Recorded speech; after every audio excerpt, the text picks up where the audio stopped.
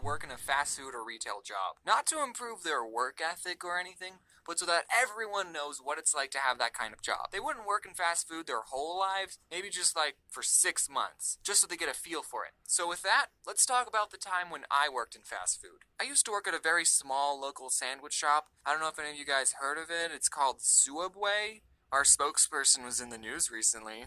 I don't know if you guys look at the news. Did you hear he got beat up in jail? I kind of want to meet the person who beat up Jared more than Jared. Not in person. We wouldn't meet in person, obviously. But like, he would be behind bars, and I would just look at the guy who beat up my spokesperson. How many people get to say that they beat up a fast food icon who is also a pedophile? Only one, and it's that guy. Okay, but seriously guys, working at Subway was probably one of the most easiest jobs out there. I don't know why I'm about to complain about it to you guys. We got free cookies. And you know the comic with the Subways in Hell? I was actually working at Subway when I made that comic. I just think it adds sort of a little bit of value to it. You see, the owners, who are husband and wife, can you believe it, of the Subway I worked at owned 2 stores. One of the Subway stores was in a Walmart on an Indian reservation, because we have those in Arizona, and the other Subway was the Subway I worked at. And since the Walmart store was always busy, the owners would spend 99% of their time at that store. So I didn't really have a boss most of the time. On the off chance the owners did show up, they would just pick up some food and then they would make sure I was making sandwiches the right way. And every time I made a sandwich in front of them,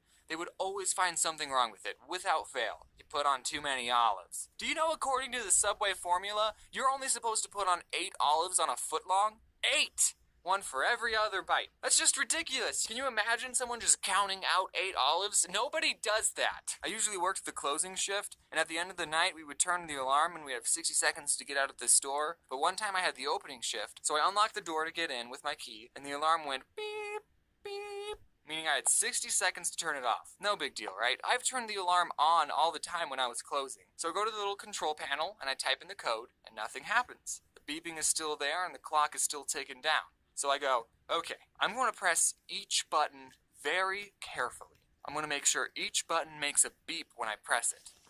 Beep, beep, beep. Nothing still happens. So I go, okay, I'm going to make sure to press each button very carefully. And I start thinking, did they change the passcode without telling me? Well, this is the only passcode I know, so we're just going to try it again. And I press each button very carefully.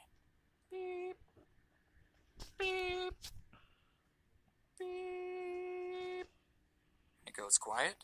And then the alarm goes off. I still had like 20 seconds left. But I guess when you get it wrong 3 times, it automatically assumes that you're a burglar. So while the alarm is going off, I look on the contact sheet for the owner's cell phone number. I step outside, I call him, and he doesn't pick up. So I go back inside, find the number for the other Subway store. They open an hour before we do. Someone picks up with their stupid voice. Oh, thank you for calling Subway. I'm blah, blah, blah, blah, blah, blah, blah. How may I help you? And I go, hey, is Mike there? That's not his real name, guys. Don't worry. And they go, just a minute. Yeah, sure. I have all the time in the world. The cops might be on their way, but take your time. So, Mike picks up. Yellow. Hey, Mike, this is James. What's the passcode for the alarm? Who is this? It's James. What's the passcode? What are you doing there, James? Why aren't you answering the question? I have the opening shift. Is the alarm going off? Yeah, no one told me the new code. Yeah, we changed it. It's the last 4 digits of your social security number. Oh, okay, thanks, Mike. I don't know my social security number. So I finally get the alarm off. No one showed up, thankfully. Which I actually don't know if that's a good thing or not, now that I say it out loud. We did have a store manager who would make the schedule and sometimes tell us, hey, can you guys do a better job at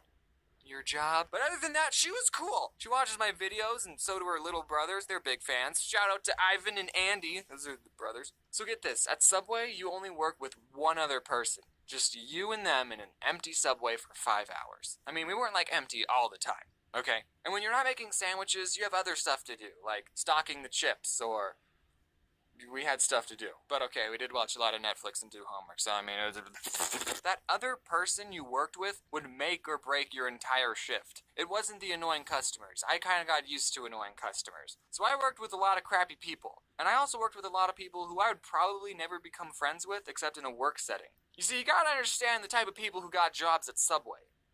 Potheads. Most of them are potheads. And some of them are really cool. I'm just going to go over a couple of the characters that I worked with. There was Tyler. I freaking love this guy. He smoked a lot of weed. He actually taught me what vaping was, and he got me into Clash of Clans. I actually mentioned him and his girlfriend in my riddles video. I don't know if I ever told him that. And of course I have to mention Corey. He was cool. We watched How to Get Away with Murder on Netflix, and I've also hung out with him outside of work. What him and Tyler had in common is that they would actually do their job, which you gotta appreciate. Then there was this guy, and get this, who was also named Jared, and he was fat. I know, right? He's like Jared before. He loved marble, and that's like the only thing he would talk about. I can say these things. He doesn't watch my videos. There was Sarah. She was cool. She made me a bread bowl. And her boyfriend, Jay, talked about chakras and third eyes. He was interesting. And also, there's Anthony. He's cool. What's up, Anthony? For the 100,000 sprinkles video, I actually went back to Subway to use their scale because I knew they had one. And we counted 500 sprinkles again just to be more accurate for the 100,000. And Anthony helped me count instead of working. I mean, at least he got paid minimum wage for it. So 2 more stories before I go. One time, Jared asked me to take out this pile of trash, and I was like, oh, okay, I'll just put this pile of trash in the dumpster. And as I was taking it out, I saw that there was a chip poster in the pile, and I thought, this is too cool to throw away. I'm gonna keep it. So I took it home with me, and then the next day when I went in, people were saying, oh, where's the chip poster? We can't find the chip poster. We haven't seen it anywhere. And I'm thinking, I have the poster. I decided not to tell anyone that I had the poster, and it's still hanging up in my room. Sorry, boss, if you're finding out about this now. Okay, and then the other story, I was working with a manager, and we were just making sandwiches like usual, and I noticed that when we toasted a sandwich, it would burn the paper a little on the edges. That probably shouldn't be happening. So then a customer asks for just bacon toasted, and the boss lady puts some bacon on paper, and then puts it in the toaster. And we don't have a setting for just bacon. So then when she opens the toaster, there was a fire on the bacon. So then she starts to whack it with the little metal tray thing, but all she ended up doing was fanning the flames, making the fire bigger.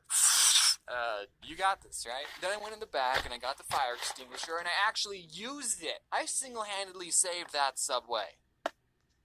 Wait, what have I done? Is it okay if the bacon's a little crispy and has nitrogen and carbon dioxide stuff on it? Wow, I didn't even mention a single bad customer experience. Well, I don't want the video to be too long. I should make a part 2. I'm going to make a part 2 and it's just going to be stories about annoying customers that I had to deal with. And if anyone I used to work with is watching and I didn't mention you, it's because I hate you.